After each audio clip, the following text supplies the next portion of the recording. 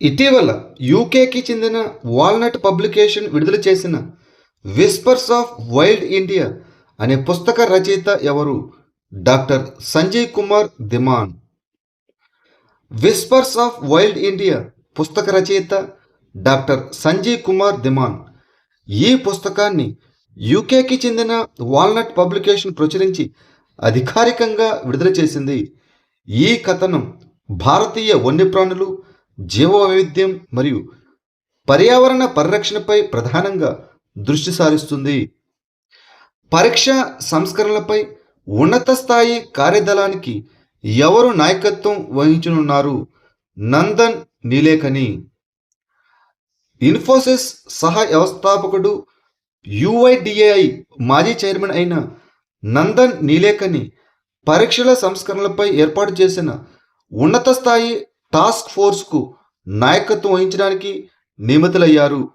భారతదేశ జాతీయ పరీక్ష వ్యవస్థను లోపాలు లేకుండా విశ్వసనీయంగా మార్చేందుకు నిర్మాణాత్మక, సురక్షితమైన, సాంకేతిక ఆధారిత సమగ్ర మార్పులను సిఫార్సు చేయడానికి 6 సభ్యులతో కూడిన ఈ కమిటీ ఏర్పాటును ప్రధానమంత్రి నరేంద్ర మోదీ ప్రకటించారు.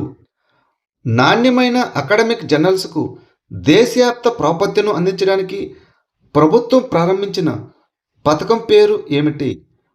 ఒకే దేశం ఒకే సబ్స్క్రిప్షన్ పథకం, వన్ నేషన్ వన్ సబ్స్క్రిప్షన్. ఒకే దేశం ఒకే సబ్స్క్రిప్షన్ పథకం వినియోగం పెరుగుతోందని ఆంధ్రప్రదేశ్లో 3.11 లక్షలకు పైగా విద్యార్థులు ఈ పథకాన్ని వినియోగిస్తున్నారని ప్రభుత్వం పార్లమెంటుకు తెలియజేసింది. నాణ్యమైన అకాడమిక్ జర్నల్స్కు దేశవ్యాప్తంగా అందుబాటు కల్పించేందుకు ఈ పథకాన్ని జనవరి 2025లో ప్రారంభించారు. ఈ పథకం ద్వారా science, technology, medicine, social sciences, arts, humanities రంగాలకు చెందిన 32 అంతర్జాతీయ ప్రచురణకర్తల నుంచి 13,000కు పైగా జర్నల్స్ను పొందవచ్చు. ప్రధానమంత్రి నరేంద్ర మోదీ ఇటీవల మన్ కీ బాత్లో ప్రస్తావించిన కాశ్మీర్ సాంప్రదాయ వాగును ప్రధానంగా ఏ పదార్థంతో తయారు చేస్తారు? రెల్లు మరియు వరిగడ్డితో. ఇటీవల ప్రధానమంత్రి నరేంద్ర మోదీ మన్ కీ బాత్ 136వ ఎపిసోడ్లో వోకల్ ఫర్ లోకల్ ఇనిషియేటివ్ కింద కాశ్మీర్ సాంప్రదాయ వాగు చేప పునరుద్ధరణను ప్రశంసించారు. ఈ వాగు అనేది రెల్లు మరియు వరిగడ్డితో చేనేత నేసిన ఒక సాంప్రదాయ చేప.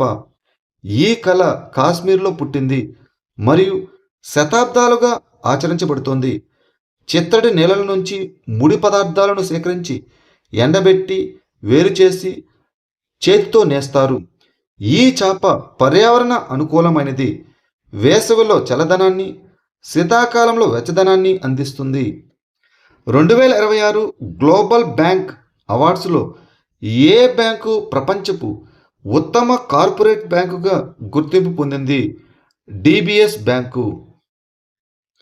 గ్లోబల్ ఫైనాన్స్ మ్యాగజైన్ నిర్వహించిన 2026 వరల్డ్స్ బెస్ట్ గ్లోబల్ బ్యాంక్ అవార్డ్స్లో డిబిఎస్ బ్యాంకు ప్రపంచంలోనే అత్యుత్తమ కార్పొరేట్ బ్యాంకుగా ఎంపికైంది. ఆగ్నేసియాకు చెందిన ఒక బ్యాంకు ఈ ప్రత్యేక ప్రపంచ గౌరవాన్ని అందుకోవడం ఇదే మొదటిసారి. అత్యంత సమగ్రమైన మరియు సుసంఘటితమైన కార్పొరేట్ బ్యాంకింగ్ ప్లాట్ఫామ్ను నిర్మించినందుకు సింగపూర్కు చెందిన ఈ సంస్థను ఆ పత్రిక గుర్తించింది. ప్రపంచంలోని ఉత్తమ బ్యాంకుగా శాంటాండర్ స్పెయిన్ మరియు ప్రపంచంలోని ఉత్తమ వినియోగదారుల బ్యాంకుగా స్టేట్ బ్యాంక్ ఆఫ్ ఇండియా ఇండియాకు దక్కింది. ఐక్యరాజ్యసమితి అంతర్జాతీయ వాణిజ్య చట్ట కమిషన్ అనగా యుఎన్ సెట్రల్ యొక్క ప్రధాన కార్యాలయం ఎక్కడ ఉంది? Vienna, Austria. యుఎన్ సెట్రల్ 60వ వార్షికోత్సవాన్ని పురస్కరించుకుని జరిగిన ప్రారంభ సమావేశంలో భారత విదేశాంగ మంత్రి ప్రసంగించారు. యుఎన్ సెట్రల్ అనగా united nations commission on international trade లాను 1966లో ఐక్యరాజ్యసమితి జనరల్ అసెంబ్లీ స్థాపించింది. ఇది అంతర్జాతీయ వాణిజ్య చట్టానికి సంబంధించిన ఐక్యరాజ్య సమితి యొక్క ప్రధాన న్యాయ సంస్థ. ప్రపంచ వాణిజ్యాన్ని సులభతరం మరియు మరింత ఊహించినదిగా చేయడానికి అంతర్జాతీయ వాణిజ్య చట్టాలను సమన్వయం చేయడం మరియు ఆధునీకరించడం దీని యొక్క ప్రధాన లక్ష్యం. ఈ యుఎన్ సెట్రల్ యొక్క ప్రధాన కార్యాలయం ఆస్ట్రియాలోని వియన్నాలో ఉంది. పరీక్షా పత్రాల లీకేజీలు మరియు వ్యవస్థీకృత పరీక్ష అవకతవకలకు కఠినమైన శిక్షలు విధించేందుకు కేంద్ర మంత్రివర్గం ఏ చట్టానికి సవరణను ఆమోదించింది? Public examinations prevention of unfair means act 2024.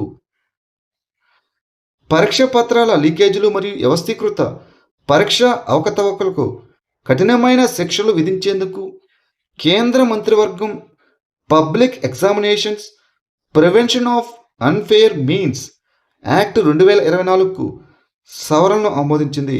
దీనిని 2026 జూలై 27న లోక్సభలో public examinations prevention of unfair means సవరణ బిల్లు 2026గా ప్రవేశపెట్టారు. మోసం మరియు అక్రమాలకు పాల్పడిన వారికి విధించే వ్యక్తిగత శిక్షణలను 5 నుంచి 10 సంవత్సరాల జైలు శిక్ష వరకు పెంచారు. ఇక జరిమానాలు 10 కోట్ల వరకు ఉండవచ్చు. ఇటీవల వార్తలో కనిపించిన ప్రాక్సిస్ మిషన్ ఏ అంతరిక్ష సంస్థకు సంబంధించినది? National aeronautics and space administration NASA. National aeronautics and space administration NASA innovative advanced concepts 2026 phase 1 నిధుల కోసం ప్రాక్సిస్ మిషన్ను ఎంపిక చేసింది. ప్రాక్సిస్ అనగా planetary rings autonomous exploration with in situ sampling. ఈ మిషన్ యొక్క లక్ష్యం గ్రహ వలయాల నుంచి నేరుగా కణాలను సేకరించి విశ్లేషించడం. ఇది శని, యురేనస్, నెప్ట్యూన్ యొక్క వలయ వ్యవస్థలను అధ్యయనం చేస్తుంది. గ్రామ పంచాయతీల సొంత వనరుల రాబడిని డిజిటల్గా నిర్వహించడానికి ప్రభుత్వం ఏ పోర్టల్ను ప్రారంభించింది? సమర్థ్ పంచాయత్ పోర్టల్. పంచాయతీరాజ్ సంస్థల ఆర్థిక స్వాతంత్రాన్ని బలోపేతం చేయడానికి కేంద్ర ప్రభుత్వం వికసిత్ భారత్ 2047కు అనుగుణంగా ఆర్థికంగా సాధికారత కలిగిన, డిజిటల్గా సాధికారత పొందిన మరియు స్వయం సమృద్ధి గల పంచాయతీలను నిర్మించడమే ఈ కార్యక్రమాల యొక్క లక్ష్యం.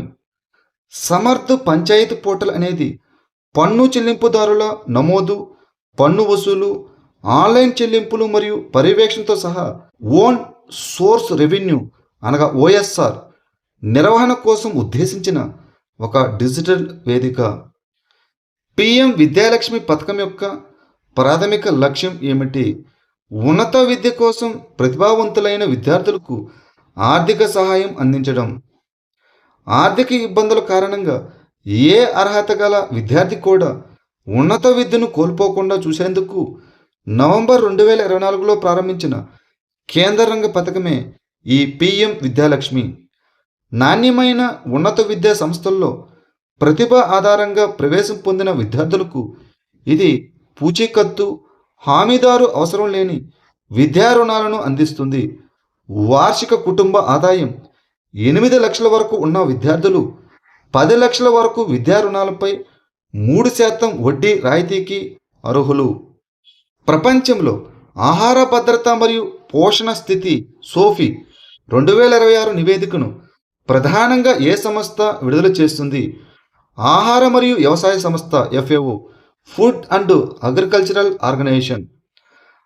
ఆహార మరియు వ్యవసాయ సంస్థ FAO, అంతర్జాతీయ వ్యవసాయ అభివృద్ధి నిధి, ఐక్యరాజ్య సమితి బాలల నిధి యూనిసెఫ్, ప్రపంచ ఆహార కార్యక్రమం WFP మరియు ప్రపంచ ఆరోగ్య సంస్థ WHOలతో కలిసి ప్రపంచంలో ఆహార భద్రత మరియు పోషణ స్థితి అనగా సోఫీ 2026 నివేదికను విడుదల చేసింది. ఈ నివేదిక SDG 2 అనగా సస్టైనబుల్ డెవలప్మెంట్ గోల్స్ 2 అనగా ఆకలి రహిత ప్రపంచం మరియు పోషకాహార లక్ష్యాల దిశగా సాధిస్తున్న పురోగతిని పర్యవేక్షించే ఐక్యరాజ్య సమితి యొక్క వార్షిక ప్రధాన మదింపు. 309 మిలియన్ల ఆకలితో ఉన్న ప్రజలతో ఆసియాను అధిగమించి ఆఫ్రికా ప్రపంచంలోనే అతిపెద్ద ఆకలి కేంద్రంగా మారింది.